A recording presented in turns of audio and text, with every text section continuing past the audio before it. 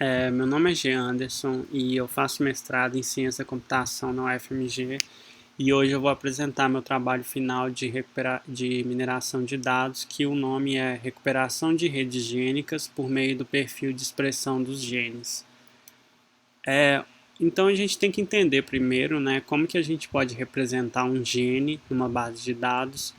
E um gene ele é representado pela sequência biológica dele numa base de dados. Por exemplo, eu tenho um gene que ele é representado pela sigla RPL11, por exemplo. E aí eu vou ter a expressão gênica desses genes, que é o meu parâmetro que eu vou usar para comparar se um gene é similar ao outro ou não. E essa expressão gênica que a gente fala, a gente pode entender ela como simplesmente um valor decimal positivo. Essa figura aqui ela é muito interessante e ela mostra uma rede gênica. Por exemplo, eu posso pegar esse subgrafo aqui, esse menorzinho aqui, que só tem 2 genes, e a gente consegue ver que são 2 genes que se relacionam, né? E no caso, esse relacionamento entre os genes é a capacidade deles de se regularem, que é se eles são capazes de se ativarem ou inibirem, e são coisas lá da área de bioinformática mesmo. Computacionalmente, o que a gente pode fazer?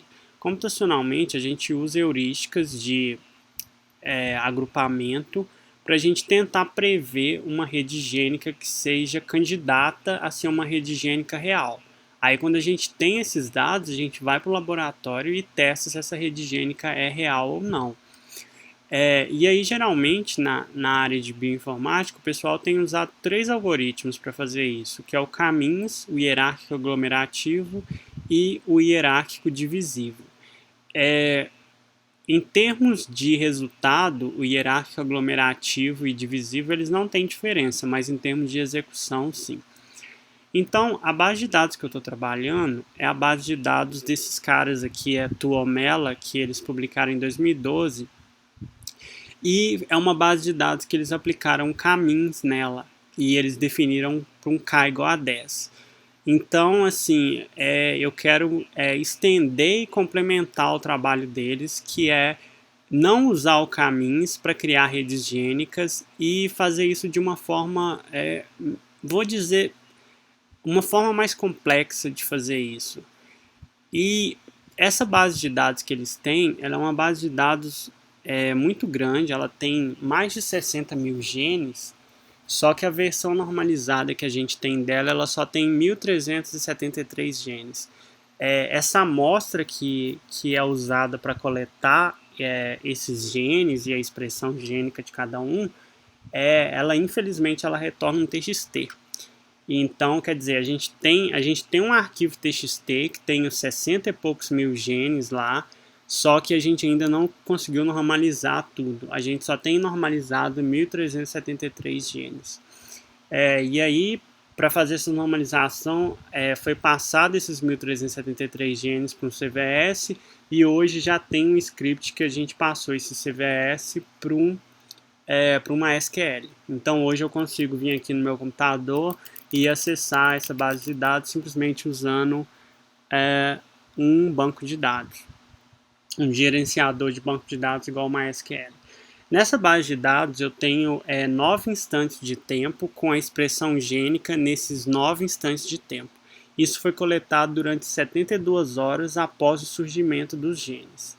Eu vou mostrar aqui uma overview da base de dados. Aqui a gente consegue ver os 10 primeiros elementos da base de dados. Isso aqui eu fiz uma consulta simples lá no meu MySQL, que eu retornei os 10 primeiros elementos, mas eu não retornei muitos dados. Eu só retornei a probe e os 9 instantes de tempo. O meu algoritmo que eu estou usando para encontrar as redes gênicas, eu estou usando só isso aqui como entrada. Eu não quero saber outros dados do gene. Por exemplo, um gene ele tem uma sequência biológica. Cada gene aqui, além da probe, ele tem uma sequência, mas eu não preciso desses dados para mim ser capaz de criar as minhas redes. Eu só preciso de um ID e do parâmetro mais importante que vai definir se um gene é similar ao outro ou não. Então, a minha ideia aqui era propor um algoritmo hierárquico aglomerativo. Novamente, aglomerativo aqui é só em termos de execução mesmo. E por que eu não posso usar, por exemplo, a versão que o ECA tem do aglomerativo? Por que eu não posso fazer isso? Quando você está trabalhando com redes gênicas, você tem algumas peculiaridades que elas são, às vezes é um pouco complicado você mexer com o que existe de padrão, por exemplo, na literatura. Por exemplo, até a versão do ECA mesmo, que ele tem do hierárquico, ele te faz você ter que definir o valor de K. E era uma coisa que a gente não pode quando a gente está trabalhando com redes gênicas. A gente precisa ter um algoritmo que ele aprenda a partir da base de dados qual que vai ser o número de clusters que ele vai criar. E a peculiaridade mais importante de quando você está trabalhando com redes gênicas é a questão da métrica de similaridade. O próprio Meira falou isso na aula de mineração. A métrica mais comum na literatura é a distância euclidiana. Entretanto, quando você está trabalhando com redes gênicas, é a correlação de Pearson que é a métrica mais intuitiva e é provada que é a métrica que tem os melhores resultados. Tem esse artigo aqui muito famoso de 1998 que prova que a correlação de Pearson era a métrica mais intuitiva para criar redes gênicas. Então eu criei um algoritmo focando nesses dois conceitos. Não usar a distância euclidiana e usar a correlação de Pearson em vez dela, e que o valor de K fosse aprendido pela base de dados.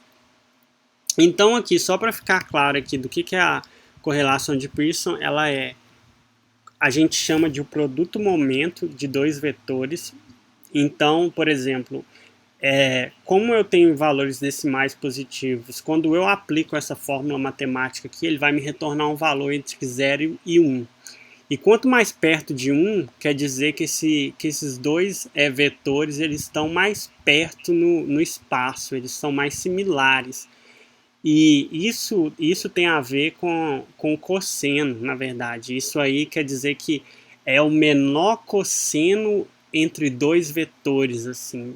E aí, quando eu estou falando de um vetor, a gente pode enxergar aquela primeira linha lá do meu gene como um vetor, onde eu vou ter para cada expressão do meu gene é um elemento do meu vetor. Então, por exemplo, essa correlação de Pearson ela vai conseguir me dar melhor intuitivamente os dois genes mais similares.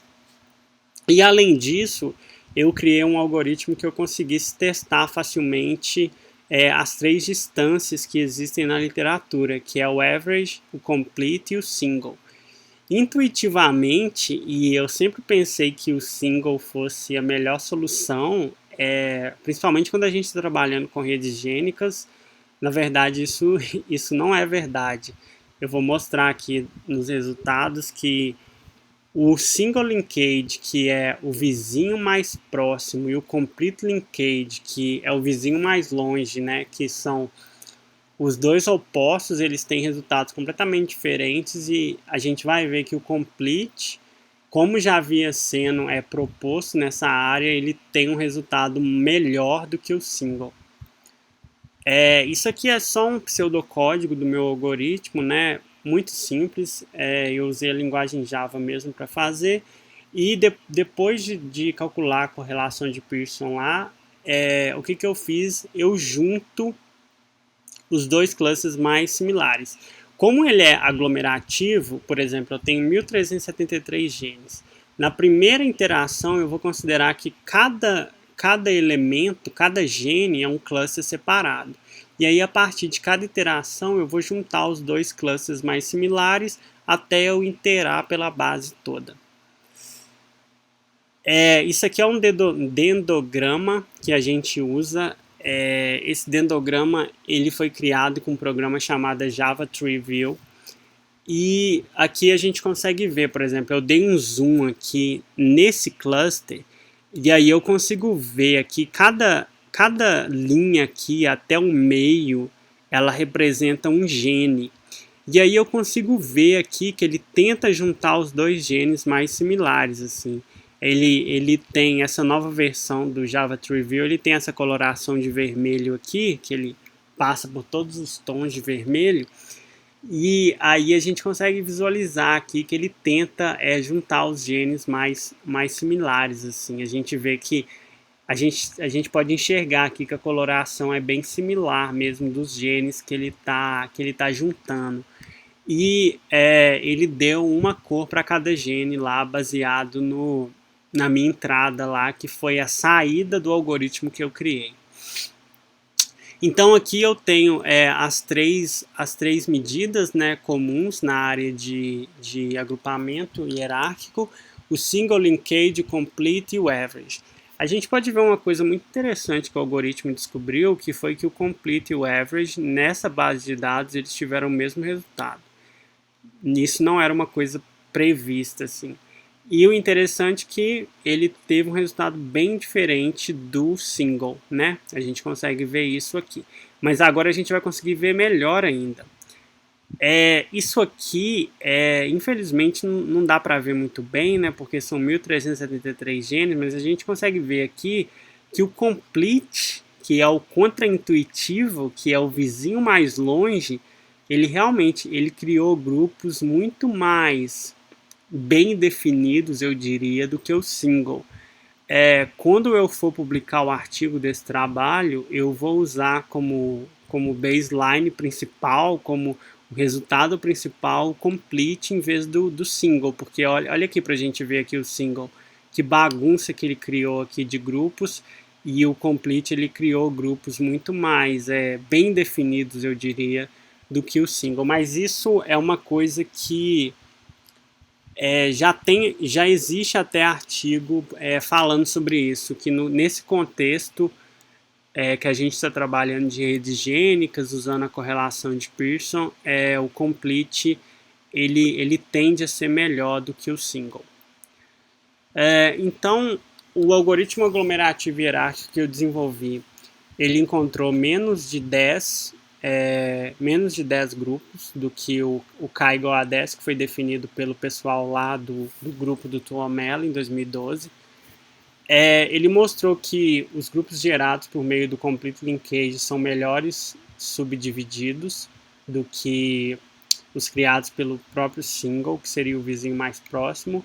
E o meu algoritmo ele aplicou a correlação de Pearson, que já vem sendo debatida como a melhor métrica de similaridade para ser usada quando você está trabalhando com redes gênicas. Trabalhos futuros, isso aqui eu estou falando trabalhos futuros, em questão de quando eu for escrever o artigo para submeter, eu vou realizar a validação contra caminhos, verificando cada grupo gerado pelo algoritmo e comparando-os com os grupos gerados pelo hierárquico aglomerativo.